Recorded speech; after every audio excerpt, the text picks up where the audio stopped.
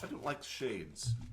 I like seeing outside all the time. I do too, but it's different for me because it's a sexual thing of like I want people to see me masturbating. Okay. Otherwise, I can't come. Well, I think we know what is going to be at the top of the next show. Ryan is in character. Megatron must be stopped, no matter the cost.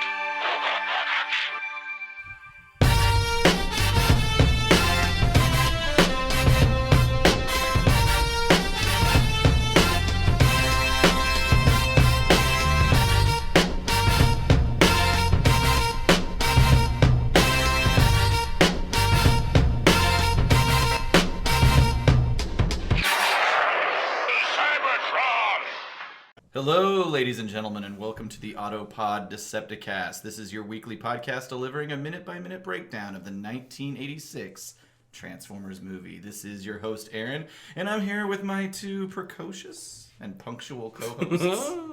I'm Ryan. Hi, and I'm Caleb, and I love these adjectives.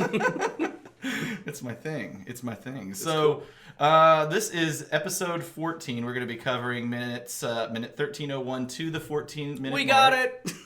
We made it. I figured it out. Maybe. We'll see. You're right. There's plenty of room to hose this later on down the line. But, so we're covering, like I said, episode 14 covering minute 13. A quick recap of our last episode.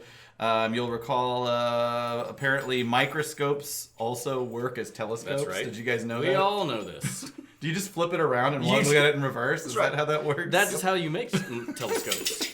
Is you turn around a microscope and anyway. That's the Hubble. That's So right. we also learned that Starscream is everywhere all at once. Yeah. I don't know if you recall that. He was No. everywhere all at once, right? Even going into this minute, he's still all over the place. And I think most importantly, we learned that we know nothing about gender or sexuality as it applies to alien robots, or humans for that matter. As three white males, we're really the most educated to speak on female matters, I think. No, I think it's very relevant, and Pat ourselves on the back. I'm still very curious to see if and I encourage feedback from all listeners. I know we have a female constituency, and why are you laughing at the female constituency? No, don't say that. I wasn't doing that. So, well, you can hear it on the microphone. Snicker. Yeah. Anyway, I'm curious. Moving on. God damn it. Okay. Fine. No. Yeah. No, it is great. It is positive. It felt a little deep, but we'll just move right on into this minute here. So we're kicking things off. Springer and RC are commencing to transforming the city right at the very beginning of the episode. And once again, I think a great animated sequence. It's basically some moving backgrounds, but you can see some explosions and you can see Starscream coming at him. The cogs and gears starting to whir. Yeah, I love the way the pistons come together and everything starts to spin. And also great sound effects, like the whole... And I'm not going to do any more of that. We should look into who's doing the Foley for this movie. All right, let's do it. Caleb, get on it. Foley. Also, I just really like it when they go with these animated sequences with that those backlit. I know. Yeah, we do say that all the time. But yeah, the animation in the transformation of Autobot City I'm is still awesome. very curious how they do that. You're saying that they like. I think it's literal. How do they do that? I think it's literally just clear pieces in the cell that are backlit, like physically, with a particular color. No, like a light. Yeah. Like a colored light. They might like use a filter. Like, there's probably a light. I'm just guessing. If any animation people out there know the answer. So right now we're looking at a scene. Please tell us. I think that's cut out from the cell. Uh-huh. And then there's a light. So when they placed it, there's a light underneath it. And if they wanted a certain color, then they put a filter over that light to make it shine a little bit, lavender. But, and then that's what's shining through. And then they have to, for every single frame, that's how they do it. That sounds laborious. Yeah, well, yeah. That's why everything. I don't think it's how they do it today. Obviously, lighting effects and Photoshop and all of that stuff allow for you to create the same effect. You don't have to do it that way anymore unless you just really want to adhere to old school techniques. So, with the transformation here of Autobot City, there is a lot of different hardcore animation techniques going on to make this happen. we'll get to it, but I talk about that a little bit later. But yeah, it's Like this shot right now we're looking at RC and Springer at 1310 running down this transforming chasm with Starscream dogging them the whole way. It's a really good way of demonstrating how the Autobot City is transforming. It's a real dynamic way of showing that take place. Yeah. It has an immediacy where they have to transform it into the fortress, but they also, they're getting caught in the city changing. Yep. Which, that's very dangerous. It's extreme. Folding in on itself, it's very video game-ish. I gotta jump over this platform and jump over that platform. Sure.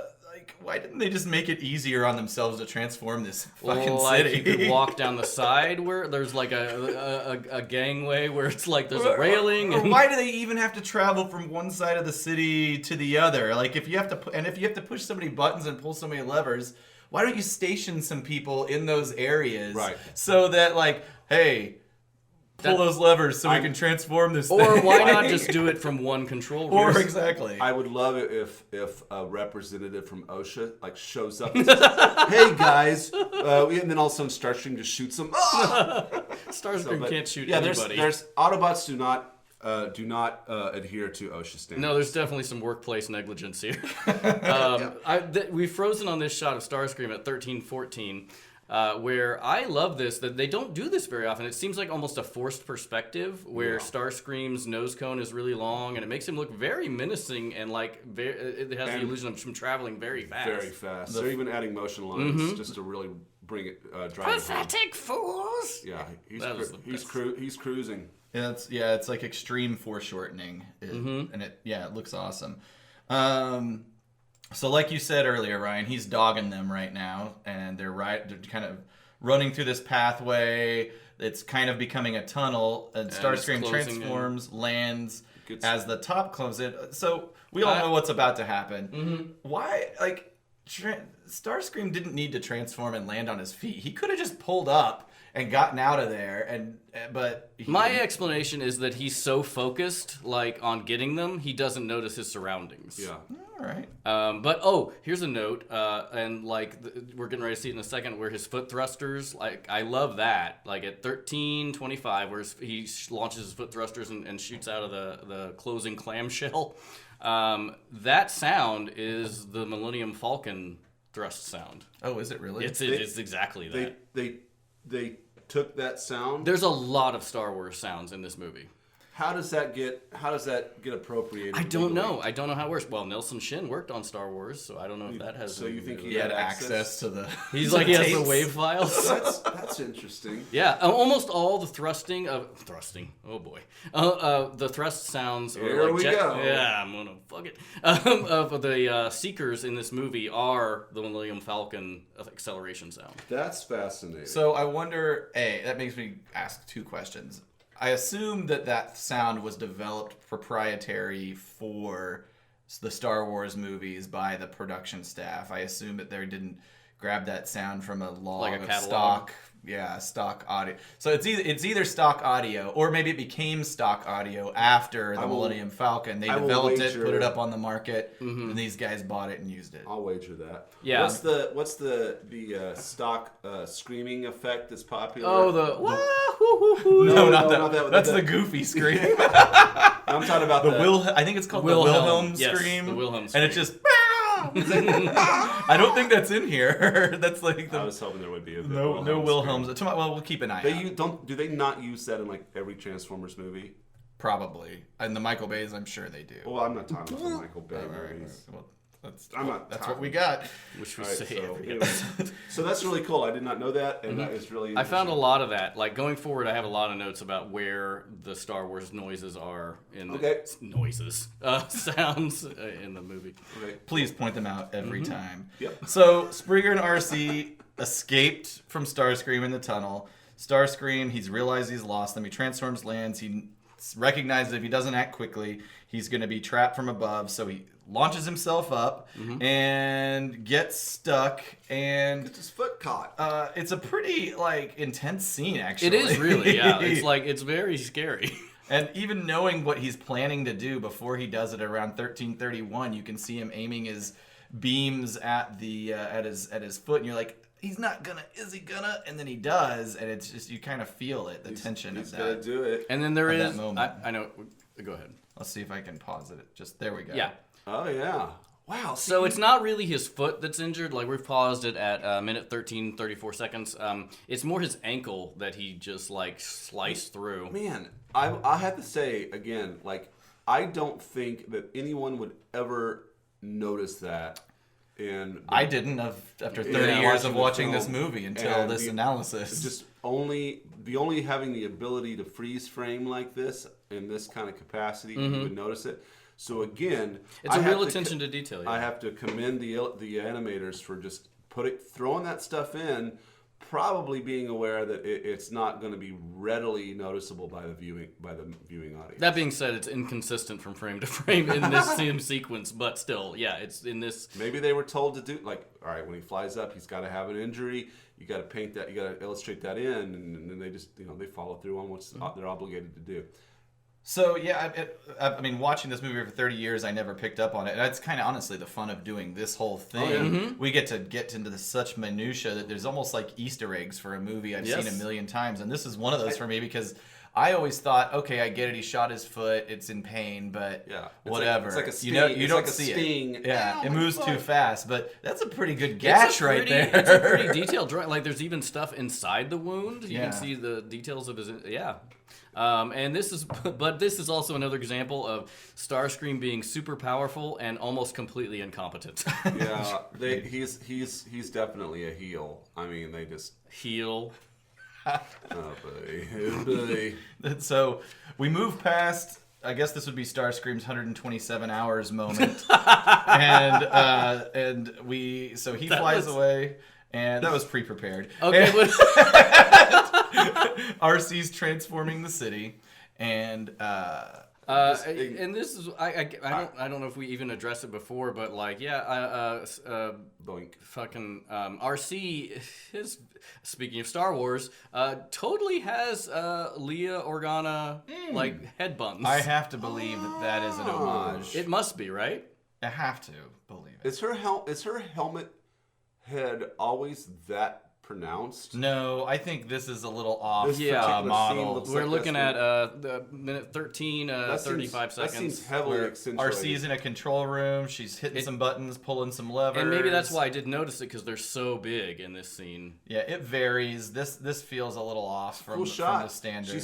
She's transforming quickly, transforming Megaplex, pulling levers, pushing buttons. Well, do we want to get into whether it's Metroplex at this point, or? I'm sorry. We can take it Autobot to the City. end. We'll Okay, just okay. kind of. So the city's continuing to transform. It's now less of a city, more of an immense battle station. So this transformation sequence is awesome. Yeah. And a couple things that I feel about it, I guess I don't know if Transformers counts as anime or not. And people who are listeners who love anime, I mean, if it's animated overseas, is that what counts? Or Japanese influence, is that what counts? But nothing feels more anime to me than the transformation sequence and the way these guns come out, and just the angles and just the shading and just the beauty and smoothness of it all. Like, it feels very high quality. This is what the animators are familiar with doing. Right. Also, and they do it very well. Yeah, I agree. And the amount of hand-drawn cells in the transformation of Autobot City is astounding. Like, where they don't use like moving matte paintings or anything. It's like this is later, but from like 49 seconds to 55 seconds is almost entirely hand-drawn. And so, speaking of the Japanese anime and stuff like that, the Japanese trailer for this movie, which I did look at, and I'll put a link up whenever we drop this episode, but it's a longer series of this. And also, at the very end of this sequence, there is a shot of it as like the fully transformed battle fortress, and it looks a lot like Metroplex. Oh, really? Gotcha. I'd say this sequence, like all the guns, this reminds me of the anime series Battleship Yamato. Ever seen Battleship Yamato? Yeah. Yeah. So I'm just saying, like, I don't know if it was the same studio that did it, but yeah, you could tell that the animators were like they were really on point with doing all this transformation sequence of Autobot City because they are familiar with doing certain kinds of like industrial mechanical buildings transforming into huge and war machines at that as well. So we talk just to go back to last episode and talking about Perceptor and how outnumbered the Autobots are. There's a fucking cannon here with a large caliber cannon for every Decepticon that is attacking them. If our count is on how many Decepticons are here, they should have it covered. I want to see like a cannon. And then another little cannon stick out of the end of the cannon. like a xenomorph type thing. Guns coming. And this point is like you might as well see guns coming out of guns. It's almost what's happening. They're well armed. The fact that the Decepticons even stand a chance in this is ridiculous. So unlikely. But, we got to have a story.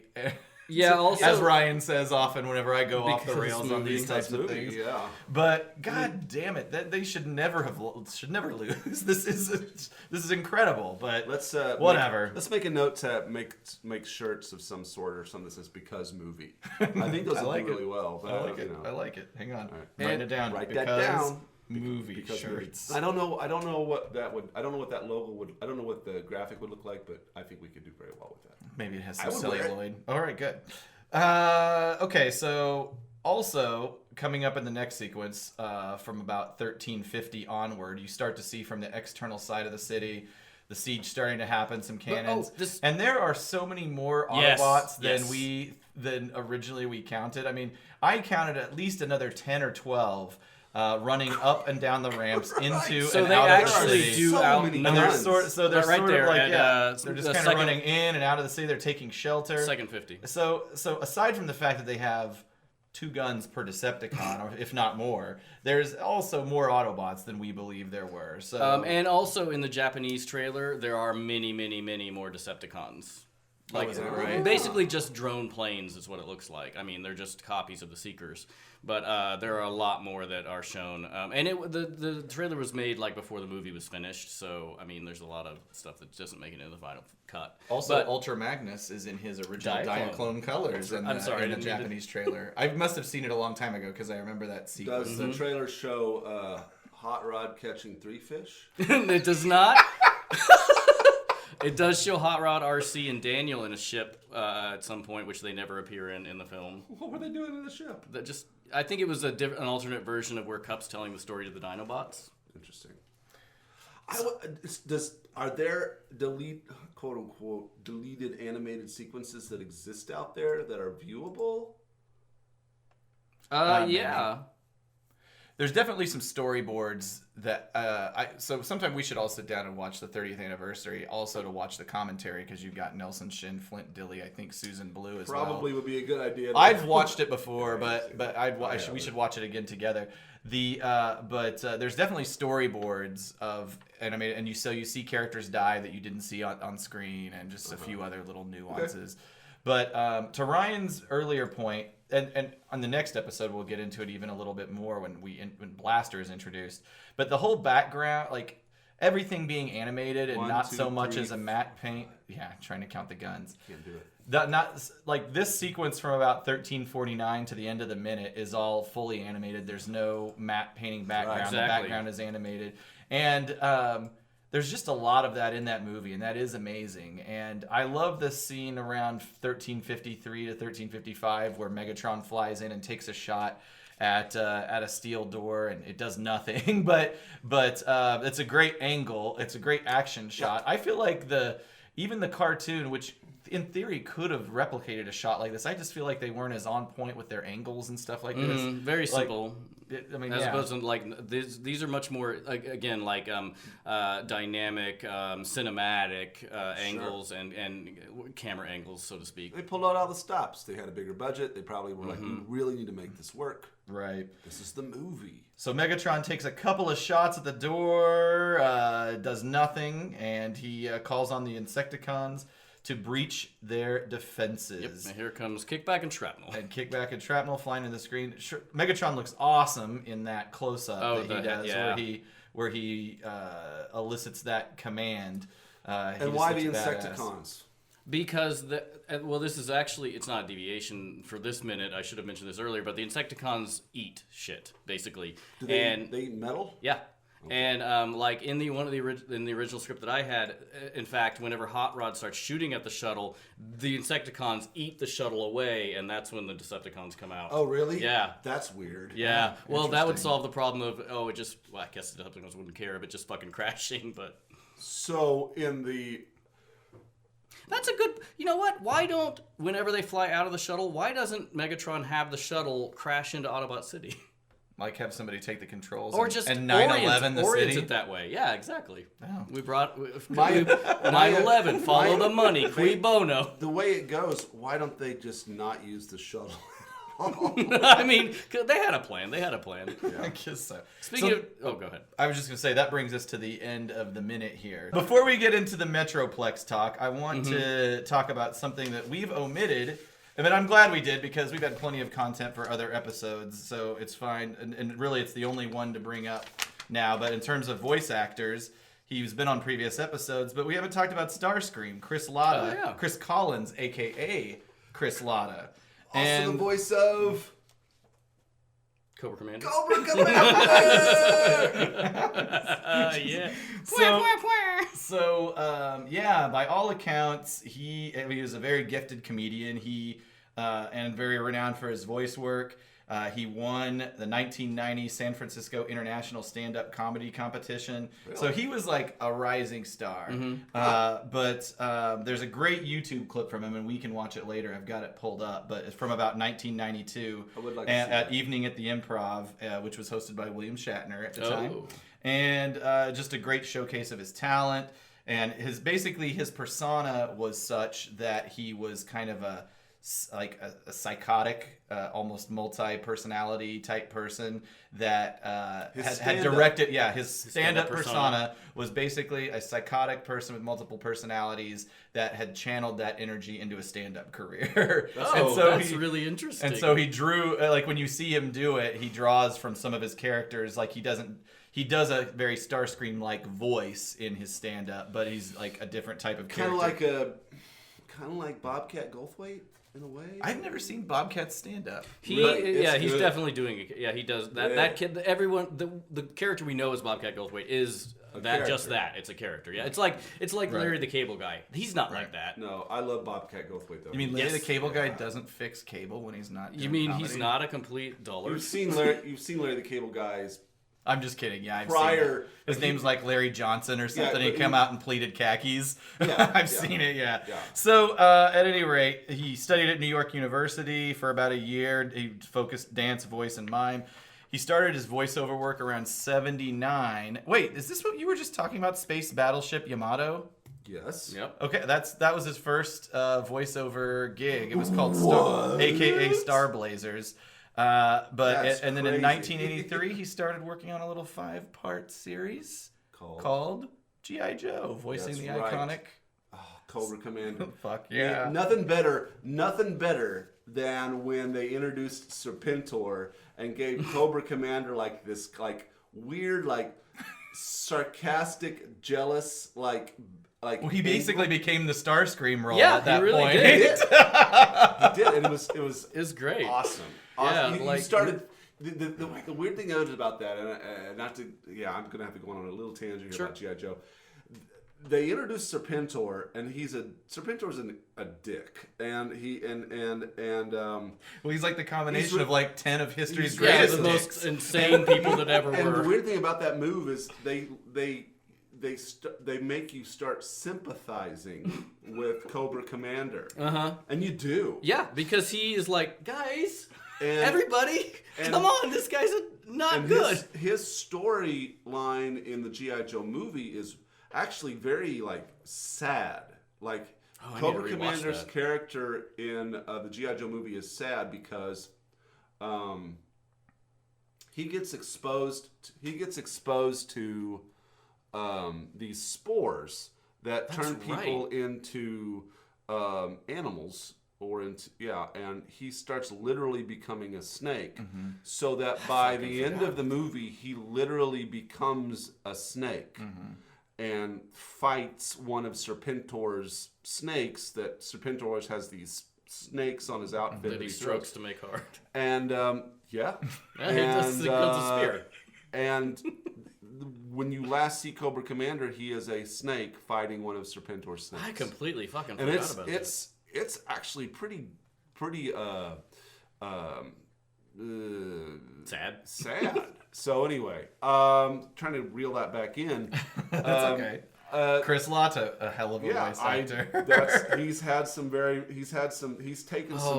taken some villains, and particularly with Cobra Commander, and made you feel very sympathetic with what you would normally would be the main antagonist. I want to see, which actually that kind of works for Starscream too, because I do feel bad for him sometimes, especially when he's a ghost in later episodes. But that would be ghost. He's a ghost. A ghost. Transformers ghost. But that would, I want to see Cobra Commander and Starscream in a joint venture. Ooh, I like What that. an idea. Well, you won't see it, unfortunately, with Chris Lotta as the voice. Because Why? He passed away in 1994 God damn it. from a cerebral hemorrhage. There's a lot of speculation around his death because apparently he lived his life pretty hard. And there are stories about, Flint Dille has a story about how he bailed Chris Lotta out of jail one time to get him to a recording session. Why was he in jail? Well, nobody really knows. He claimed he was jaywalking, and they put him away. But people, speak of him with reverence, but also there's sort of this haunting like a Chris Farley mystery to him, situation. kind of, yeah. Wow. So, but in addition to Starscream, he did other Transformers voices: Buzzsaw, Defensor, Laserbeak. I think he shared that duty with Frank Welker, but I don't know what there is to do there. Reflector. God, that was so grating. It's almost as good as Caleb's wheelie. One they did that another notable one was Wheeljack. He did Wheeljack. I loved Wheeljack's voice. He's kind of like, hey, Jizzy guy. Oh, I gave him simple brains. Yeah. He also, G.I. Joe, so we mentioned Cobra Commander. He also did Gung Ho and some other characters I don't know. Ripper, did Breaker, Gung Ho? Stealer, and Frostbite. Can you do a gung ho? Gung Ho, the village person of the Joes. I was saying, Is he the one who wore like a vest with no shirt and underneath? mustache and I'm a just crazy saying hat. He must have had an incredible range to go from Sure. one to the other. Well, check this out. A little, some other voice work. Some cartoons I'm not that familiar with: Inhumanoids, Visionary, Pac-Man.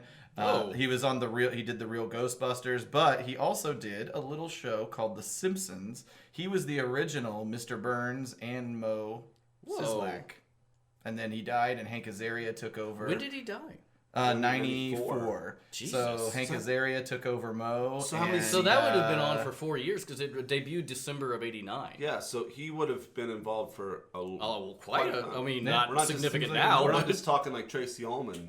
No, yeah, he was. Well, those characters weren't on the Tracy Ullman version yeah, of the show. this but- was the show proper. Oh, yeah, that would be Harry Shearer. Oh, thank you. Oh. Very good. Well, I mean, Good editing point. Thank you for doing it that way. You're welcome. Real quickly, on screen, he also did a lot of television work. Mr. Belvedere, and I'm assuming most of these were kind of one-off characters. I don't know that there was a lot of recurring. He was a voice. He was a voice on Mr. Belvedere. No, Or just he an was an actor on Mr. Belvedere, Mama's Family. He was in the movie Roadhouse, Doogie Howser. He was on Seinfeld, Married with Children, and Star Trek, both The Next Generation. Okay. And I Deep need Space to look Nine. this guy yeah, up. yeah, this guy's hitting on all. He's I firing on know. all cylinders. It's like All your nerd cylinders man. are peaking right now. to be an actor in the '80s and '90s. So that is Chris Lotta, amazing. Obviously, Wow. one of the most Jesus iconic voices Christ. outside of Megatron and Optimus Prime. I'd say Starscream is the most iconic voice. I guess somebody will step up and be like, "What about Soundwave?" But fuck that guy. I mean, it's so heavily But synthesized. true. So you want to talk about Metroplex? Metroplex is, and this is why you gave us the operative Order. order. That's right. To It wasn't an watch order. I just Scramble suggested City. it. Yeah, we all watched Scramble City yesterday to try and help inform our discussion. I'm sorry. You didn't watch. No, I watched it. I couldn't stop reading the subtitles. Oh, 'cause they are That's what you're just- supposed That's to do. so much better than the Fantastic. actual movie or the actual show. I love how they call each other bastards. Like, Oh, they say bastard and they say damn, and I think there might be a shit in there. I'm not for sure, but they straight up cursing. The and it looks like it's just like if it's like a perpetual recap.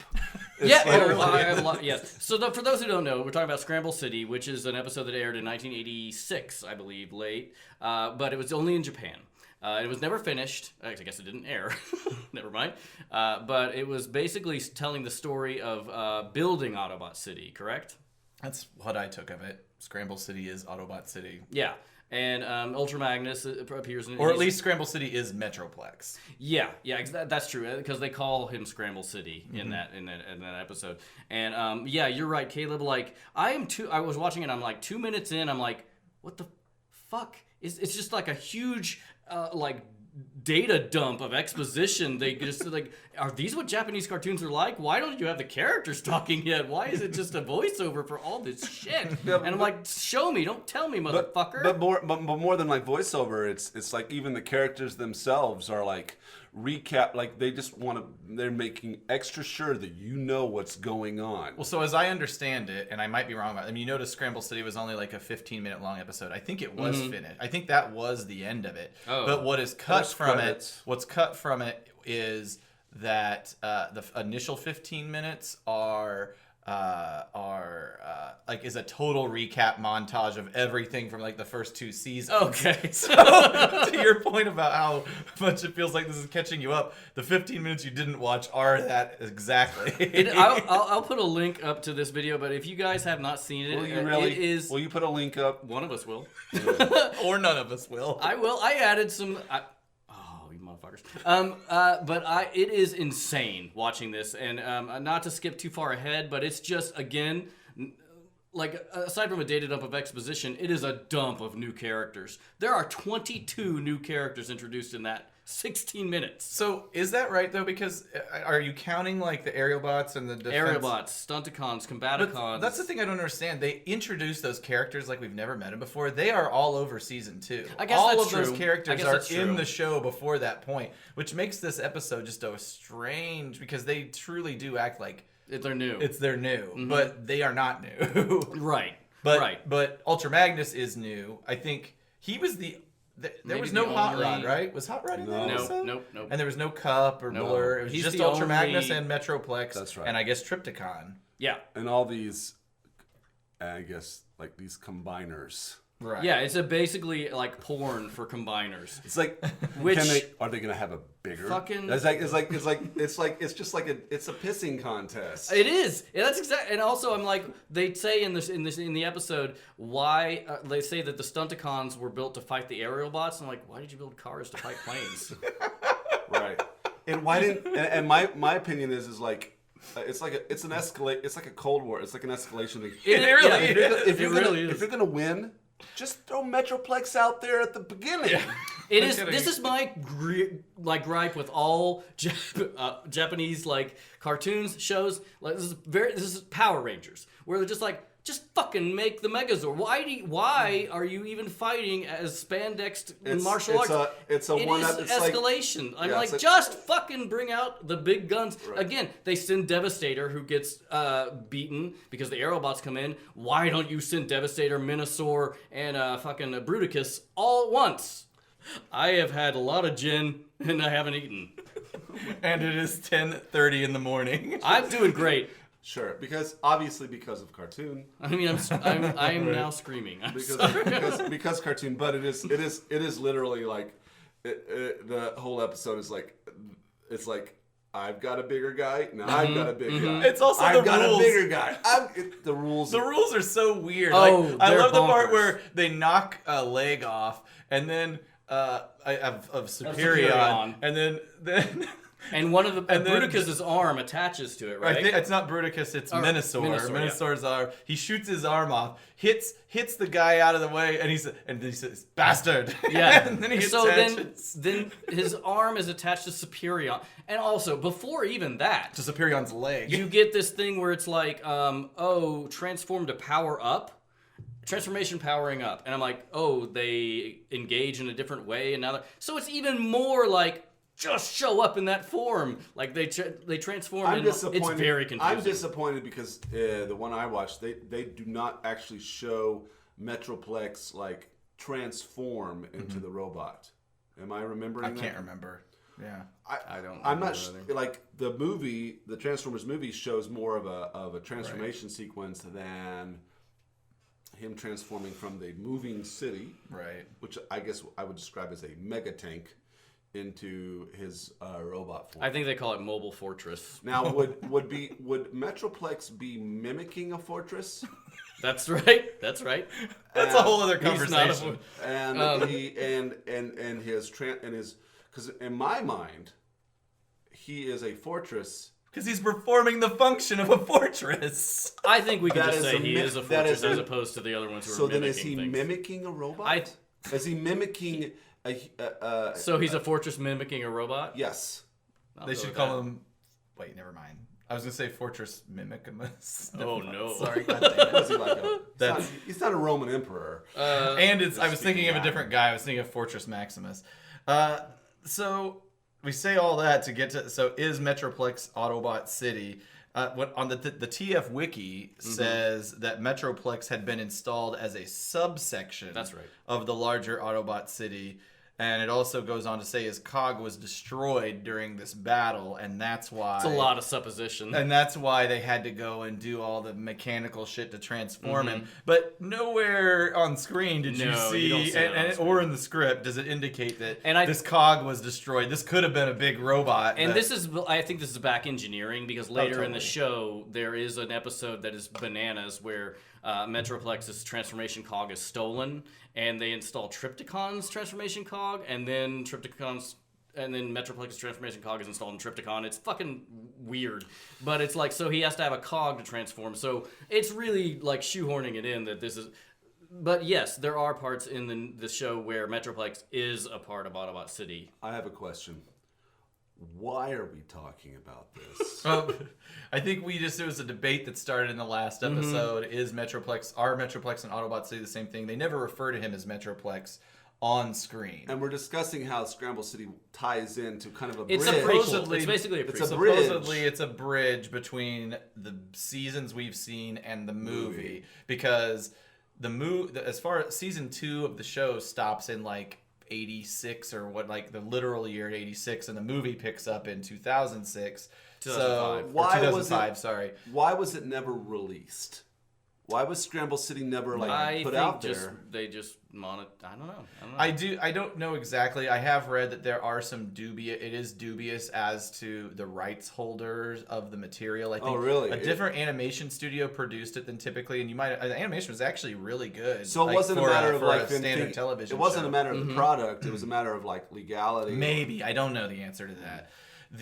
But the animation was really good. I think a different studio produced it, and ultimately the video of Scramble City was available, I believe, on the 20th anniversary of the movie DVD. You could get it, but I don't think the audio was available with it for whatever reason. The studio that owned the rights held out on the audio and would not allow it to allow it to be released. And it's still that way to this day. I can hear Transformers AD right now listening to this and like knowing the answer. If you know Transformers AD, hook us and up. being like, but yeah, so You got the goods. yeah. There, did you know? In the one I watched, there was in the very beginning there was a thing. This is so dumb. We're not reviewing this, but I am going to because we're never going to talk about it again. There's a sound wave line that is dubbed in English. Oh, really? One line. It's weird Because he has the Japanese line, and then it's over top of it. There's like, if I remember, there's like 3 things that happen. There's there's a straight Japanese line. Then there's a weird like sound wave sound, and then there's an additional layer on top of that that's a sound wave in English.